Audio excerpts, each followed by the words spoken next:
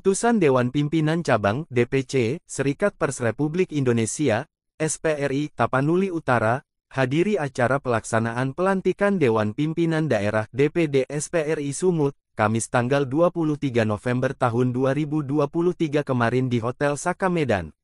Pelantikan yang dipimpin langsung Ketua Umum DPP SPRI, Heince G. Mandagi itu berlangsung sukses dan penuh kekeluargaan. Bahwa saya akan taat dan setia kepada Negara Kesatuan Republik Indonesia. Bahwa saya akan patuh dan memegang teguh anggaran dasar dan anggaran rumah tangga serta peraturan organisasi Serikat Pers Republik Indonesia. Bangun MT Manalu, selaku Wakil Sekretaris DPC SPRI Tapanuli Utara, yang juga sebagai anggota DPD Sumut, Koordinator Bidang Sertifikasi dan Kompetensi Wartawan kepada sejumlah wartawan menyampaikan, kalau pihaknya merasa berkewajiban untuk menghadiri kegiatan-kegiatan besar di tubuh SPRI. Kehadiran kita di sini merupakan suatu kewajiban sebagai Dewan Pimpinan Cabang dan anggota DPD Sumut, di mana kegiatan ini merupakan agenda besar di tubuh organisasi SPRI, ujar Bangun MT Manalu. Dia juga menjelaskan bahwa kehadiran mereka merupakan suatu penghormatan dan penghargaan terhadap DPC SPRI Tapanuli Utara. Selain kewajiban, ini juga merupakan suatu penghormatan bagi kami DPC SPRI Tapanuli Utara, diundang hadir pada pelantikan DPD ini, terangnya. Bangun MT Manalu, didampingi Humas DPC SPRI Taput, Bernat Lumban Gaol, serta para kabid, Noris Hutapea, dan Edward JP Hutapea, berharap sinkronisasi kepengurusan DPD Sumut dan DPC Tapanuli Utara, tetap berjalan demi kemajuan dan kesejahteraan pers di Sumatera Utara. Untuk diketahui bersama, DPD SPRI Provinsi Sumatera Utara periode tahun 2023 sampai tahun 2028 yang dilantik berdasarkan Surat Keputusan Dewan Pimpinan Pusat DPP SPRI itu, diketuai Burju Simatupang ST, SH, Wilmar Tambunan SE, sebagai Sekretaris, dan Insinyur Saroji, sebagai Bendahara, serta sejumlah kabid. Sementara Ketua Umum Dewan Pimpinan Pusat DPP, Serikat Pers Republik Indonesia, SPRI, Heince G. Mandagi, dalam sambutannya memaparkan sejarah dan fungsi terbentuknya organisasi pers tersebut. Ya, kalau pesan kami dari DPP, karena ini adalah tahun politik menjelang 2024, maka peran SPRI itu harus dipersiapkan dari sekarang untuk menghindari ada berita-berita hoax, berita-berita perpecahan, karena polarisasi menjelang pemilu 2024 ini sangat kental terjadi di mana-mana, dan saya yakini akan terjadi juga di Sumatera Utara.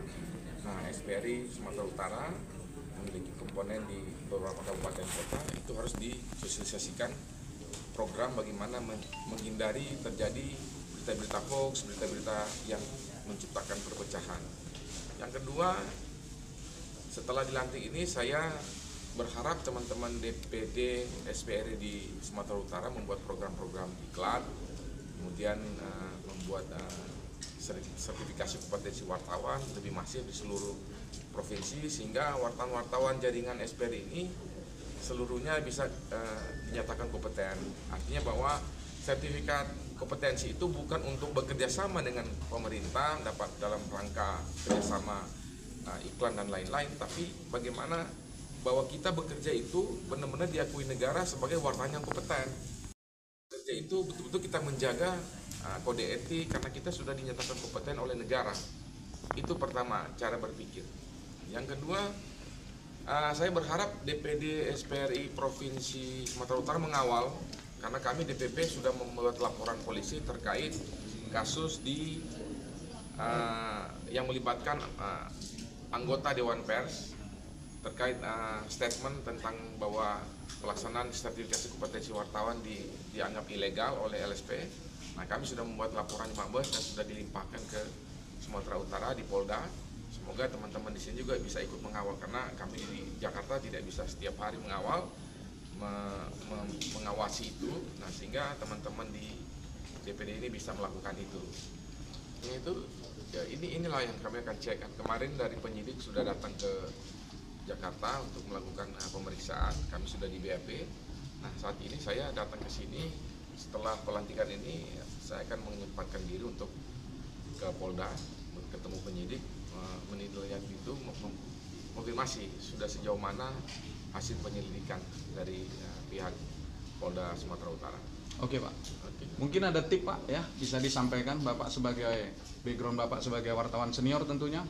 Ada pembelajaran untuk kita para wartawan di daerah ini supaya kita terhindar daripada pelanggaran Undang-Undang Pers sendiri nomor 40 tahun 99 dan tentunya 11 pasal kode etik jurnalistik itu. Kira-kira ada tips singkat aja Pak, bisa disampaikan kepada rekan-rekan pers yang ada di daerah ini, terutama SPRI Pak, silakan.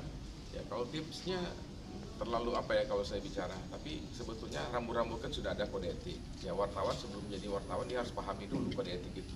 Lalu yang paling utama kan cover both side. Pemberitaan apapun tidak ada hal yang berkaitan dengan kasus kalau tidak dikonfirmasi. Semua itu wajib konfirmasi karena itu memang sudah diatur oleh Undang-Undang Pers bahwa kita harus cover both side. Karena wartawan itu bukan hakim, bukan polisi, bukan jaksa, tapi kita independen, kita harus berada pada semua sisi.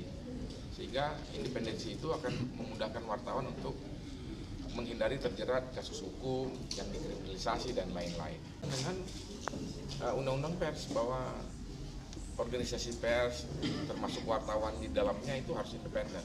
Nah, saya melihat bahwa SPRI di Sumatera Utara masih independen karena begitu melaksanakan program-program kerja tanpa ada campur tangan dari pemerintah maupun dari pihak-pihak luar. Nah, hari ini sudah terlihat bahwa SPRI sangat independen, tidak ada pengaruh dari pihak pemerintah maupun sehingga acara ini berlangsung dengan baik. Dia juga memaparkan berbagai aspek peluang kesejahteraan pers di Indonesia, termasuk potensi belanja iklan menjadi sumber pendapat asli daerah, atau PAD dari pajak iklan media.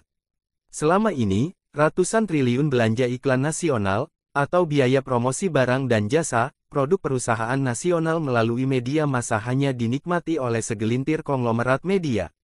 Perlu ada regulasi yang mengatur agar pajak media dari belanja iklan bisa jadi PAD bagi pemerintah provinsi, papar Mandagi. Hal itu, menurut Mandagi, harus diperjuangkan agar media lokal bisa hidup dan berkembang karena memiliki sumber penghasilan dari iklan yang terdistribusi merata di setiap daerah.